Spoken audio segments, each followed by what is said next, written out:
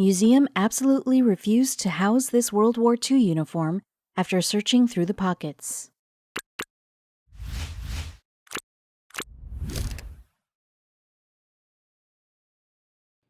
There were so many valuable artifacts that had gone lost because of World War II. There are also some memorabilia that have somehow found their way back, resurfacing once again.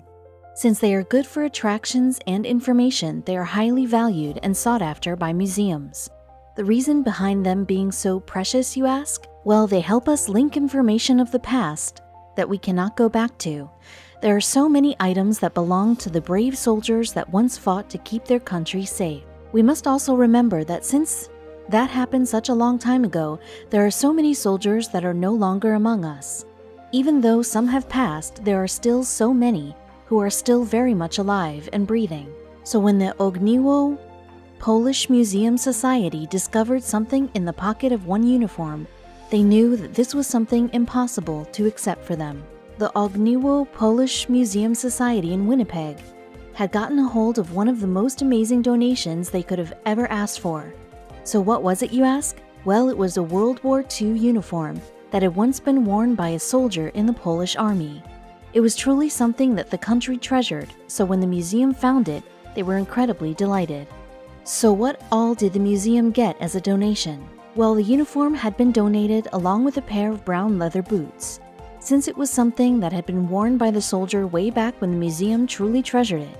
However, when the museum's archivist, Marta Dabros, took a look inside one of the pockets, she discovered something that caught her attention. So what exactly did she find inside the pockets of this uniform? Well, Dabros found some photos inside one of the pockets of the uniform, and just by looking at them, she could tell that they were probably a priceless treasure to the original owner. The photographs had been taken in black and white, and it was also taken in the army. There was also something about the cameras that helped Dabros. They helped her get a glimpse of the life of the man who was in the photos. They helped her have a peek into the life of the person who had once put on the uniform over 70 years ago. There was yet another thing that she could tell from the photos. It was the fact that this soldier was heavily involved in the army during this time. So obviously, like any other person would, as soon as Dabros saw the photos, she made a decision. Since they seemed to be a precious memory to this person, it sparked her curiosity, and so she decided to check if she could find any info. So Dabros did some digging to see if she could find out the identity of the soldier in the pictures. She would soon find out who he was. It is very wonderful what modern technology and a little curiosity can do. After wanting to know more about the person in the pictures, Dabros did some investigation. She soon found out that this guy in the pictures was a medical officer in the Polish army named Lukas Kolksicki. And following the war, Kolksicki shifted to Manitoba and had not taken his uniform with him there. So upon further investigation, she discovered that Kolksicki moved from Manitoba to the United States in order to carry on with his medical career. Dabros also found out that Kolksicki spent some of his time living in Boston, and soon he made another move to live in Washington. This is where he took up the study of cystic fibrosis and was a master in this subject. Dabros further found a few other amazing facts about the owner of the photographs in the uniform pocket. She discovered that he went on to become a very masterful pediatrician as well. These were some of the things that Dabros could quickly dig up when it came down to the identity of the uniform owner. And then came the most important question of all. Was he still alive though? After learning that Kolksicki had made such an impact and quite the name for himself in the field of medicine, Dabros made a quick assumption that he would be quite easier to find. Dabros felt in her heart that it would be right to give the former Polish soldier his uniform back because it was the right thing to do. So she decided that she would personally reach out to him. After much investigation, she finally decided that it was time to find out where the Polish war soldier was. Dabros found out who his family was, and then she could reach out to his daughter, Dorothy Kolksicki Schilder. So how do you think his family responded when approached by her? Well, Schilder could not believe that her father's uniform from 7 decades ago was found.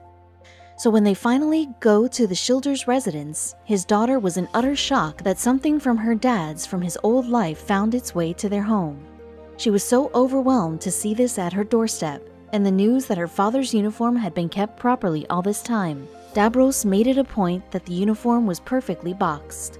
Since she made sure to box the uniform carefully, Clxiki's daughter was able to get her dad's war uniform. She graciously accepted the uniform from Davros and the museum. She was so happy that her father's life as a soldier and the memory that he had left could now, in a way, be experienced by her. She could not wait to break the news to her father. So when Davros went to the Clxiki's residence and his daughter received the uniform of her dad, it was truly an emotional moment for her. She could wait no longer and called upon her father to break the awesome news to him. She sat with him and informed her 106-year-old dad that his old military uniform had reached its way to them. Clxiki then wore the uniform, which gave him flashes of the past. To be over 100 years old and put on the uniform that you had worn during World War II 70 years ago, that day must have been quite a moment for Clxiki. His daughter later explained to the interviewers, "We put the jacket and the hat on him, and it still kind of fit. It was a little snug fit. He smiled and he seemed to have some recognition of some of the items and photos." So the uniform that had been worn by one of the World War II soldiers could finally be donned on once again by its rightful owner. For the museum to not have kept it was something that made much more sense. They were able to give Clxiki his uniform and not just put it up as an attraction at the museum. Unfortunately, the former Polish soldier expired on May 3rd, a few weeks after he received his uniform. Even though Clxiki did not live so long after the day he got his uniform back, it was so special that he could wear what he fought bravely in years ago. It was nice of the museum to put an effort into letting him get back a glimpse of his past and his former life as a war veteran. The museum has also made a point to spread his amazing story for visitors to learn and be inspired by. Even though her dad got the rightful chance to get to wear his uniform one last time before he passed away, Clxiki's daughter knew that after he died, it had to go back. She knew that it was such a precious item for the museum to spread awareness and information about the wartime. So what did she do? She decided to return it for them to put it on display. Clxiki's daughter knew that it was better for the museum to keep the uniform back, as it is truly a precious military history item that needs to be shared with everyone. If she kept the uniform, she knew that it was going to be kept inside a cabinet, not to be used at all. So she made her mind up to gift the museum the uniform back, where it would be treasured. Here are some of the most shocking and interesting findings from the recent past that will surely delight your brain. A postcard sent from an Army medical hospital in Rockford, Illinois, 7 decades ago finally reached the former upstate New York home of the couple who sent it. During his time at Camp Grant in Rockford, soldier George Leisenring's parents met him and he sent his sisters, Pauline and Teresa Leisenring, a postcard at the family home in Elmira, New York, which said, "Dear Pauline and Teresa, we arrived safe, had a good trip, but we are good and tired." Reached in the year 2012 only. There was a number of Nazi art worth billions that have been discovered too.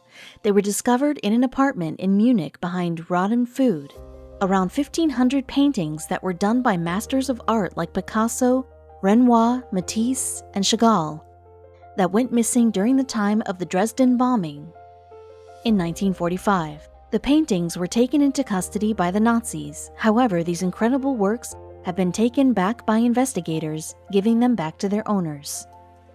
As a family restored their fireplace in their Surrey home in England, David Martin found a coded message attached to the skeleton of a carrier pigeon. The bird was actually making its way back from enemy lines at the Bletchley Park in Surrey. This place was the British Army's main decryption center during World War II. This bird unfortunately never reached its destination and got stuck in this chimney for over 70 years. A large number of barrels from the World War II era lard that was from a shipwreck washed ashore on a Scottish beach after storms lashed St. Cyrus Natural Preserve. This is about 100 miles north of Edinburgh. The wooden barrels had broken apart, but the lard was still intact. The lard was seen on the shores after a merchant ship was bombed during World War II, continually washing up after every big storm. A World War II battlefield that still has all the utilities of the Japanese soldiers had been discovered in the jungles of Papua New Guinea in 2010. Former Army Captain Brian Freeman this place at around half a mile from the village of Eora Creek. This was the place where the last huge battle between Australia and Japan took place. This was a hunting ground for the locals, but this battlefield was not used in respect for the dead. Plus, the spirits of the deceased soldiers were believed to be roaming here. A Japanese mega submarine that could not be located since 1946 had been found recently. It had been found on the southwest coast of Oahu, under 2,300 feet of water. The I-400 was the largest and most technologically advanced submarine during its time. Without the need to refuel, it could go 1.5 rounds circling the Earth. It helped in deploying 3 1,800-kilogram bombs that resurfaced in just a few minutes. By the end of World War II, it was in custody of the U.S., kept in Pearl Harbor for inspection. A British merchant ship that was attacked by the Nazis in 1941 had been found about 300 miles off the coast of Ireland, 3 miles underwater. This led to another discovery of a whopping 61 tons of silver, worth about $36 million. There were about 1,574 silver ingots, weighing a total of 1.8 billion ounces. This ship was going from India to Liverpool, but the Garsopa was forced to break away from a military convoy off the coast of Ireland because of lack of fuel and the harsh weather. A World War II bomb that had been placed underneath a German construction site killed a digger driver. This bomb also left another 8 additional workers heavily injured. The explosion was caused due to the fact that the digger lifted the dirt and debris from the location. The bomb made quite the impact and resulted in the vibrations of cars and buildings that were a kilometer away.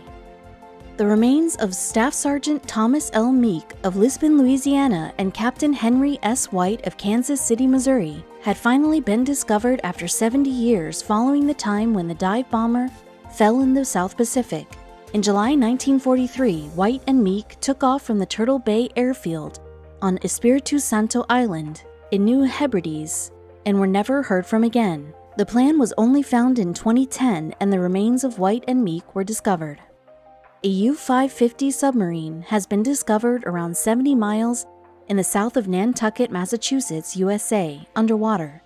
The sub was one of the German warships that were used to fire at merchant ships and force blackouts in coastal cities. In April 1944, the U-550 fired shots at the SS Pan, Pennsylvania, that was on a journey towards Great Britain with 140,000 barrels of gasoline. The crew on board U-550 abandoned the sub when it sank. Its location had been a mystery for 70 long years. And speaking of World War findings, here are some of the most important inventions made during, because of, and for the wars that we must be thankful for today.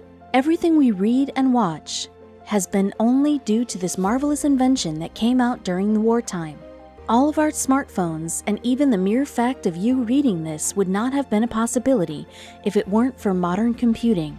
Nothing could have been possible if it was not because of the government code and cipher school at Bletchley Park and Colossus. It was first used to crack Enigma codes, then later used in professional, then personal settings. Inventor Luther Simjian moved to America from Armenia at the age of just 16. He later took over 200 different patents for inventions that ranged from flying simulators to computerized indoor golf ranges. In 1939, Simjian started planning the world's first working ATM. However, only in the 1960s was he able to get a New York City bank, today's Citicorp, to install his invention in their branches. The machine was not trusted by the public. It seemed the only people using the machines were a small number of prostitutes and gamblers who didn't want to deal with tellers face-to-face, Simjian revealed. Superglue was an accidental invention because the inventor intended on manufacturing gun sights. Dr. Harvey Coover, who was an employee at Kodak, realized that the chemical he was using was able to bond exceptionally well. They could be stuck together and was extremely difficult to separate. He abandoned the project, but it ultimately came into the civilian market in 1958, 16 years following its actual invention. Do you know who Howard Florey is? Well, he was the Australian scientist who took the initiative to study the science behind what we now call medical penicillin. He was not a friendly man and had even been quoted as saying, "I would work with the devil himself if he were good enough." In 1938, Florey began his work with a small group of scientists along with Ernst Boris Chain. The duo later won the Nobel Prize for Medicine along with Sir Alexander Fleming. Using German technology that was utilized for the construction of the V-2 rocket, the Americans and Russians soon began launching their first satellites. The landing on the moon happened and the International Space Station was established. Now we can learn a lot about the universe, more than ever. We can now make use of satellites, and our lives have become simpler and more complex than ever due to these scientific advancements. There was a time in history that surplus coffee beans were left unused in warehouses in Brazil. This took place during the time of the Great Depression, so buyers demanded some change. It was then that Nestle came up with a way to tackle this issue. Soluble coffee had been produced, but not in the way that Nestle's revolutionary 1938 processing of drying the coffee extract with carbohydrates did. The British did a lot of work in perfecting this. During the time of the Battle of Britain, the need for detecting incoming air raids was on an all-time high. This paved way for the radar to be innovated. This is still used in our day-to-day lives in the form of speed cameras. The most common yellow box speed cameras make use of radar technology in determining the speed at which photos are taken. We all know just how irritating it gets when a fountain pen leaks. To tackle this tendency to smudge, journalist and artist Laszlo Biro made it a point to come up with what we now call a ballpoint pen. He made this after he found an ink that could dry off immediately at a printing press. With help from George, his brother, who is a scientist, the ballpoint pen was manufactured in 1938. When World War II happened, jet engines had been manufactured, helping and giving fighters an advantageous edge when it comes to dealing with their adversaries. The German Me-262 is the first operational jet fighter, with the British Gloucester Meteor coming second. This technology was innovated initially in 1939, and 1945 saw them being used globally for commercial use as well. An idea took over Chester Chet Carlson after learning about Thomas Edison and other famous inventors during his childhood. He always knew that offices had trouble proofreading things, and he was working for a while. After working and much effort, by the year 1937, his kitchen experiments led to the finding of xenocopy and photocopiers today.